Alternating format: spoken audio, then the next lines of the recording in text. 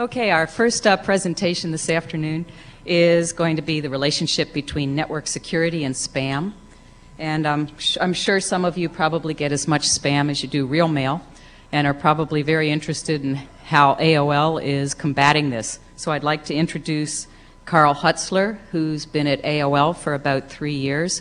And in that time, he's been the director of their anti-spam group. Carl?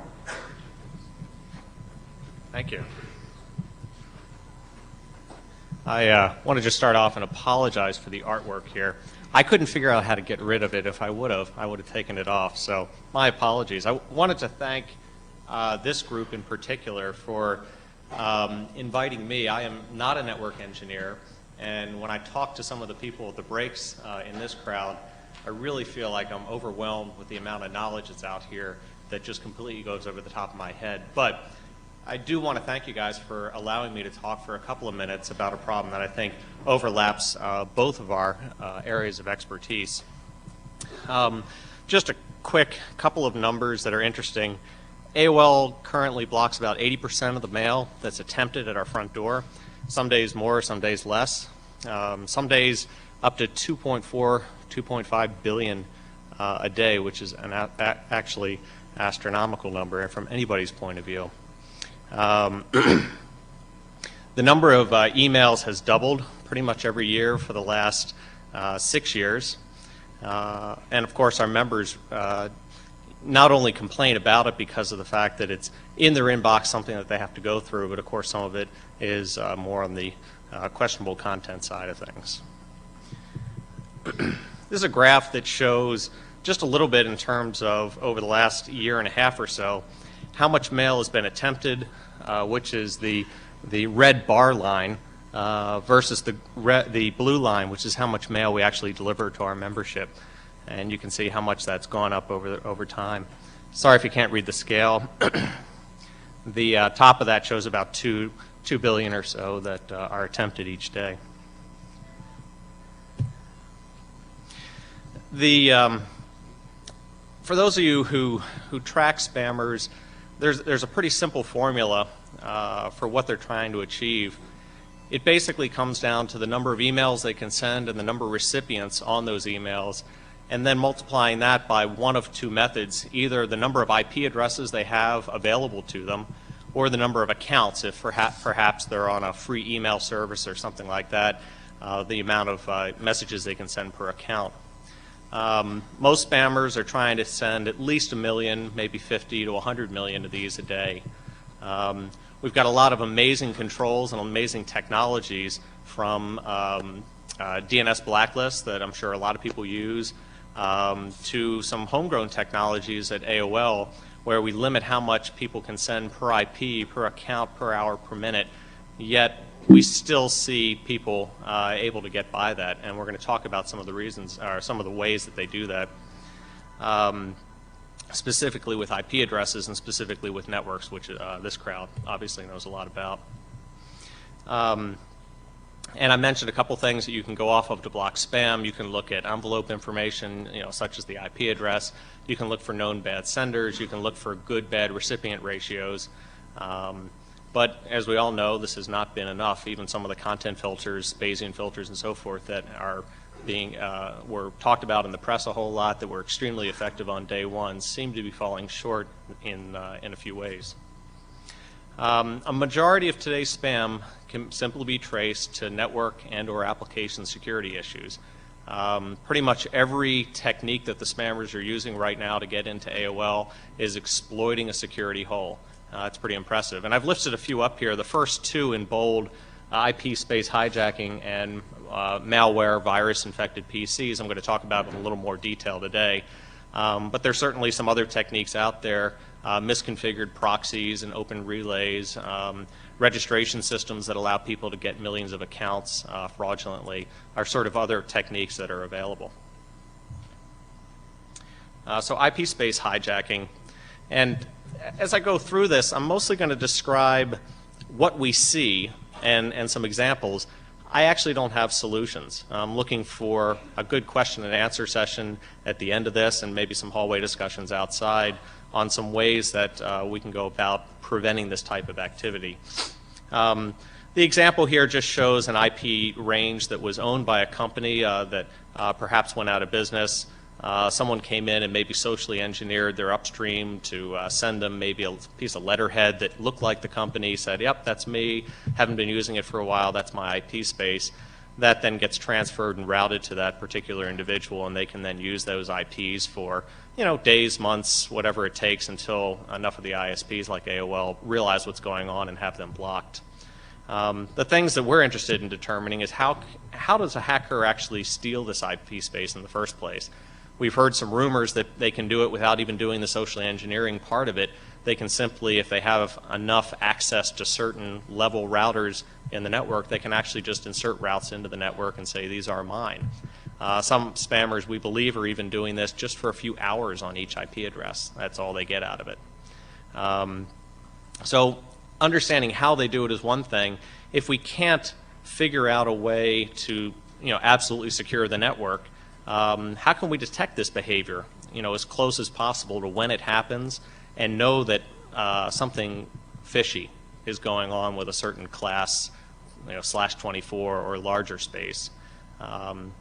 And or how can we stop their capacity to do this in the first place? What kind of security mechanisms can we put in place?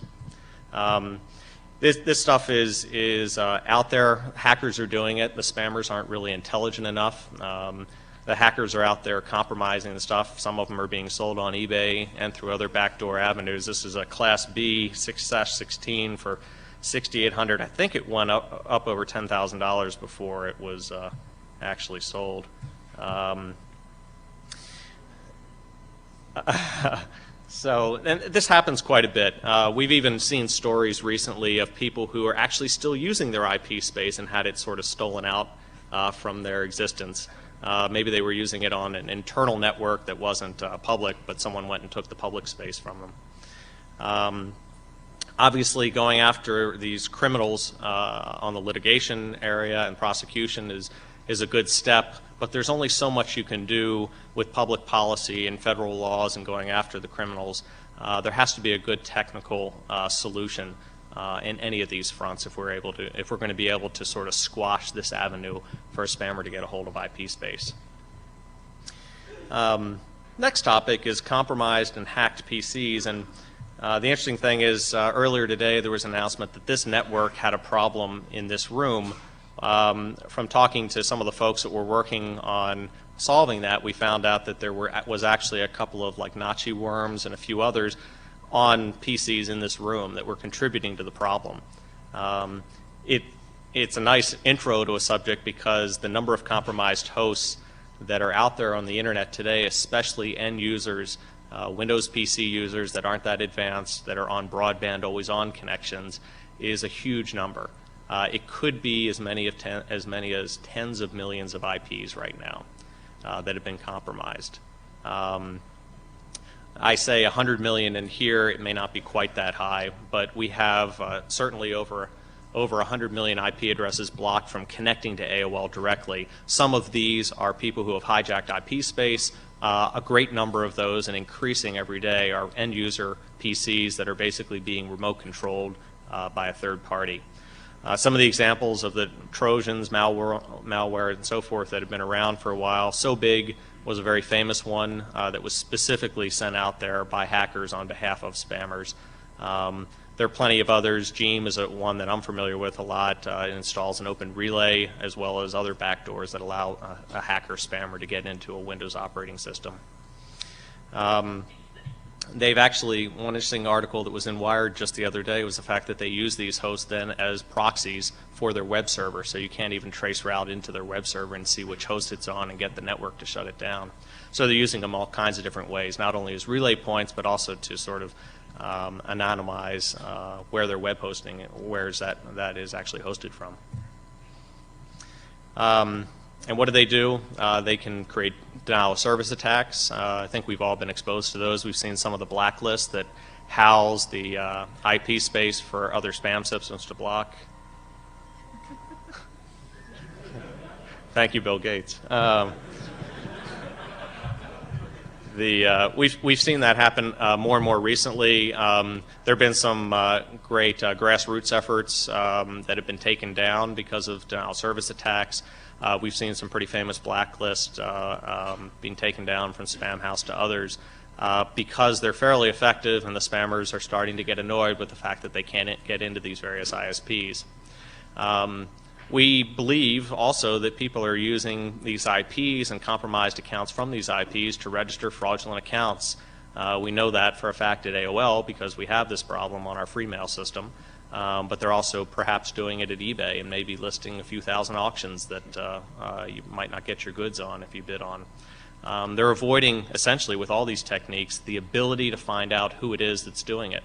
There's almost no track record through these open proxy infected hosts of what IP connected. You sort of have to have the host and be sniffing on the traffic stream to have any idea of what's going on. And I mentioned a couple others, but we definitely have seen a shift towards the criminal element in the world of hacking and spamming recently. I mentioned free email accounts. I know this is impossible to read, but basically it shows a log of accounts being created all with the same type of random character string. It shows them being created once every couple of seconds from various IP addresses all over the internet. These are open proxy machines that have been compromised by the hackers. Many of them are, broadband IPs at, my own ISP like Roadrunner to, Verizon and Adelphia, and, pretty much everybody has them. Even educational units and office networks have these machines running. And the graph in the background just shows the amount of spam, being sent out by this guy through our system over time. The big question here is, what do we do about the problem? And there are a couple of areas of concern. One is, how do you detect them? How do you know when something's wrong with a machine? What things could we do better as a group to protect our end users? We've given them driver's licenses. They can get in the car and drive, but they don't know how the fuel injection system works necessarily. I don't think we can count on any operating system vendor to fix all of the faults. Yes, we can patch more. Yes, we can do some things in that area, but the fact is every operating system, bind, DNS, routers, everything that's out there sort of has exploits. There needs to be a pretty good effort made in terms of preventing the infections in the first place, or perhaps detecting them after they do take place. And then the big policy question for a lot of ISPs is, what do you do with 20,000 PCs on your network at $50 a month for a cable modem service that are infected with a virus? Very tough decision to shut them down. It might seem easy from a technical standpoint. Of course, if someone's Trojaned and operating an open relay on your network, the general sense is shut that machine down, except on the volumes we're seeing, especially with some of the worms that have started in the last 2 to 3 weeks, specifically to distribute open proxies for spammers. The problem is getting worse by orders of magnitude. So just quickly, conclusions. Large ISPs, AOL included, have a pretty sophisticated set of blocking and rate limiting and other filtering technologies. We're forcing spammers to move around to find new methods. We've seen, over the last couple of months, I think you all have seen a definite escalation in the technology war and the sophistication that they're using. This is directly because of the things that the ISPs are doing to stop the spam. In order to blend in, the spammers are having to find more IP space, and likely what they're doing now is to find that IP space and try and blend in with actual user traffic coming through the main mail servers at various ISPs. They can blend in with smaller rates because they have such a huge collection of IPs, and it's very hard to differentiate a single IP address that sends 2 or 3 emails from a normal user that does sort of the same thing. Plus, it's very difficult to block a main mail server at a large ISP. There's a lot of legitimate traffic on that. You can't use the old techniques of what a DNS block list would provide. You almost have to have a technology that can pick out, one particular spammer from a whole group of legitimate mail, and that becomes very difficult using some of the content-based filtering technologies that the spammers are finding ways around. And I think it's no secret at this point that the spammers are employing hackers to do this for them. I have met many spammers in my time and talked to many on the phone. None ever strike me as past the 8th grade in terms of educational background. And I think obviously what's going on here is we've got people who have enjoyed figuring out how to reverse engineer systems and figure out vulnerabilities that all of a sudden found out that there was a market for their talent. And I think we've seen that marriage happen. So that's pretty much all I have. I have one more slide, a little bit of a plug, but something that could be very useful to everybody here in this room. We have at AOL a very rich source of data on vulnerabilities in everyone's networks, including our own. These are the complaints that we get from our members every day. We get millions of them. We have the ability to send you those complaints if you would like them. All we need to know is what IP space you own, where either your mail servers or perhaps your entire IP space, so you can see other vulnerabilities that are out there. And what we can do is send you these reports in real time. A lot of people in this room may already get them. Actually, show of hands of people who actually get these SCOMP reports, TOS reports? Huh, not many, okay. A couple. These are freely available. We'll only send them to the people that own the IP space involved, but you can very easily see where the exploits are and where the spammers are using your network to transmit their junk. If you want that, we have a local phone number in Virginia or an 800 number, 888-212-5537, or you can contact me directly and we'll get you set up with that. The more people that see what's going on in their own networks, probably the better off we're going to be. And that's all I have. Questions, if we have time for a few questions. Questions? Is this on? Say it again. Is this on? Yeah. It is on. Okay. Any questions? Well then, actually I have a question. I'd like to repeat Carl's question to the audience because we have ISPs and IP address registrars out in the audience here. So he asked the question, how do you detect the behavior that IP space hacking has happened? Are there other ISPs out here that have some techniques that they are willing to share? Or is there anything that the registrars do that would prevent people from stealing somebody else's IP address? Anybody out there who runs a network willing to share? Nope. Whoops, here comes somebody. Yay. Oh, 2 volunteers. 3. This is wonderful. Well, there are companies that sell... Could you say who you are and what network? Avi Friedman with Akamai, which is the world's largest non-network. Okay, gotcha. There are companies that sell BGP monitoring services, for lack of a better word, which companies can subscribe to watch for different origins announcing their routes, sometimes different transit ASs in the path. And then I know a few smaller ISPs who trade BGP feeds with each other and then do basic monitoring on top of some hacked BGP monitoring software. But there are companies that sell that as a service. Okay, thank you. Hello, I'm Richard Jimerson from Aaron. Yes, about the address registries. We have encountered many hijackings over the past year. We've modified our systems to prevent future hijackings. We're tracking this very closely. We have information reported to us on a regular basis from several different sources. There's a hijack mailing list out there. And we're working very closely with federal law enforcement agencies to track these folks down and make sure that they don't continue with this activity. It is very difficult. We are doing other things. We are going to have a hijacking report at the AARN meeting later this week. And one of the things that we'll be talking about are some stronger authentication methods we're putting in place, as well as some of the inside processes that we're using to prevent these things from happening. Of course, we can't go into too much detail about those things because as soon as we let them know about it, they exploit that as well. It's a big social engineering thing is really what it is. And it's quite tough. So I'd invite you guys to either attend the hijacking session at the AARN meeting later this week or check it out on the webcast. Okay, thank you. Yes? Owen DeLong, Tell Me Networks. There's actually 2 levels of hijacking that are at issue here. The one Richard is talking about is where people are actually hijacking registrations of IP blocks and then advertising them. The other level is where people are just advertising it into BGP even though they don't own it or even claim to own it in the registry. The latter could partially be dealt with through better use of IRRs than is currently practiced, but that requires two things. Number one, it requires more people to accurately register their routes and policy in the IRRs, and number two, it requires people to use the tools and take better advantage of the IRRs in configuring their filtration on their routers. I suspect number two has largely not happened due to the lack of number one. Thank you. I think, Randy, you're next, and then we'll just alternate rows. Randy Bush, IIJ.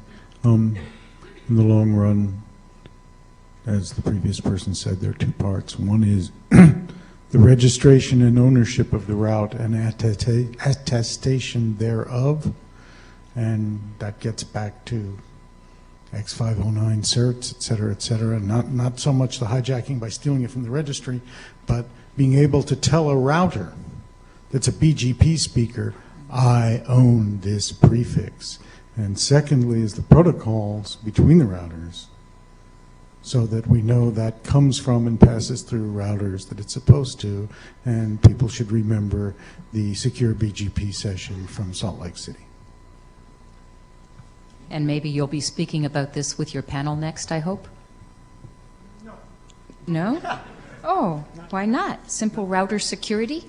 Not so much. Because this is not simple router security. This is changes to the BGP protocol to have the BGP attest to the correctness of the routing announcements, as opposed to just hardening your router. Basic hygiene. Okay. Thank you. Yes. Extraordinarily complex BG security, not simple. Todd Underwood from Renesys. We're one of those companies that does real-time alarming on BGP, and it turns out it's really useful, but it's really hard to do, and it's hard to do fast. And so, and I think what you find, or what we find, is that these two kinds of hijackings are difficult to tell apart. One of the things that we've seen in hijackings is people will complain. We maintain historical data back to January 1st, 2002. And people will come on the hijacking list or come on Nanog and say, somebody's hijacked my space, oh my God, oh my God. And we look at it and say, yeah, they've been announcing that for 4 months. Like, yeah, they did hijack your space. They did it 4 months ago, and you just noticed. And I think it's what happens to a lot of people is there's a prefix or there's an allocation or a part of an allocation that they just don't use. And it's easy to figure out that they don't use, and you advertise a more specific for a part of that clearly hasn't been allocated in their networks. And then, you know, that works for a long time.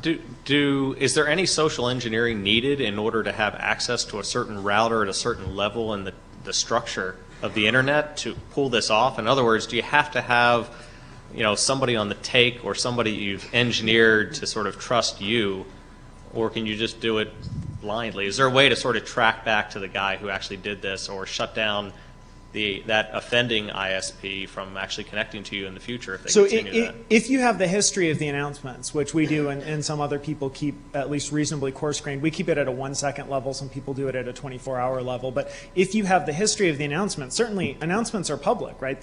You tell everybody you know, but to the question of whether social engineering is required, it frequently isn't. There's a bunch of people who just accept announcements from everyone, and there's a bunch of other people who accept announcements from them. So it goes back to this web of distrust that we talked about. Is that a something that we need to close as a industry, this sort of blind trust of, or is it a requirement technically that we have to have that? This is a frequently asked question. Yes, everybody agrees it should change, right? Okay. Thank you. Next speaker, or comment. Okay, William Lipson, Elan Networks. I guess I'm going to speak for Complete Whois, which maintains a list of known hijacked IP space. And I have to say that one of the biggest social engineering problems is that some of the people here can address is that people know that they have a IP space and they forget about it. And these are usually network engineers who used to be responsible for that IP space. So people have to remember that whenever they switch company, or whenever one company is no longer operating, they have to remember to return IP space to RRR. If they know that if there are people here who were responsible before for IP space for some company that does not exist anymore, I would like you to check whether you are still listed as a responsible party. And if it's not, check what the record looks like right now. I mean, this is going to help a lot in trying to find what are the other IP blocks that might have been hijacked. And for those that we know, we do investigations of those hijacked IP space, and afterwards either report them to AR or make sure that it's fixed before being reported if it's a small problem, or list them on the website and let everyone know, and then people can decide on their own whether they want to block that IP block or do something else. Okay, thank you. Yes? Hi, I'm Barton Bruce from Global Naps. A couple things. You were asking about how people can hijack addresses without getting caught. And we've get periodically spam complaints from /24s that we haven't assigned to anybody. And my guess is that they're not out publicly, that they're being announced to us or through a peer, because we have customers who are multi-home to people we peer with. So we take our own addresses in from those peers, and we don't really filter the peers. That they're probably announced with a community for no export, so that the world isn't seeing it, because the traffic coming back is going to get back to us anyway. And people are playing short-term games, dumping a lot of traffic out there, but and then going away. But the other thing I'm sort of worried about is something we were seeing a lot of a few years ago and aren't seeing it now, and I've mentioned to Mike it now before. We saw dial-up people in Florida where we have lots of dial-up ports that are wholesaled to hundreds of ISPs, and some of the people they're wholesaled to are broker aggregators who resell to yet another thing. And we were getting spam complaints that were going through, being announced from addresses that we filter. And there was no way that, some of the places this spam was going to could get out through outbound filters. And eventually I caught what was going on. They were dialing in, getting an IP address, and they were sending the spam out through somebody else's outbound thing. It could have been a T3 to some cooperative ISP that wasn't doing filtering for IP space. And then we were just getting the small return packets, which you could do quite a lot of on an ISDN dial-up line. But the big problem with that is, if you're putting these in this big filter database of yours, how have you shut down random addresses in my blocks that are probably never going to be used again, and they're truly random because they're dial-up? And can I get a report on anything you've got in my space that perhaps shouldn't really be on your list? Very possible that could be happening. If we detect people dialing up, we generally don't accept mail from them directly, period. The question comes in, if space is reused for another purpose, if it's no longer dynamic someday, what's the housekeeping that AOL and other ISPs do on this? That's a very good question. We can talk afterwards. Maybe I can give you some information on or how to get that information. And then there's one other comment. We have a fairly large porn farm customer who, all his customers in theory, of course, never spam, but they probably do, but they attract all these people getting click-through points or whatever. And the hijack list was busy complaining that they had some AP NIC on blocks. And so I called Aaron and said, gee, the paper trail looks good. It's the right name for the AP NIC registration, and they're over here now, but it's all the same guy that our customers are announcing to us. What do we do? And I was basically told, we can't help you. It's another registry anyway. But in fact, all we do is give you the space, and what's done with it later where it's used in the world is your business. And that seemed funny. Is it really all right to take space from one registry and go use it globally, wherever you want, for whatever you want? In any case, those all got removed. Some spam house pressure helped, I think, but in any case. All right, well, thank you, Carl, and Thanks. thank you very much. Okay.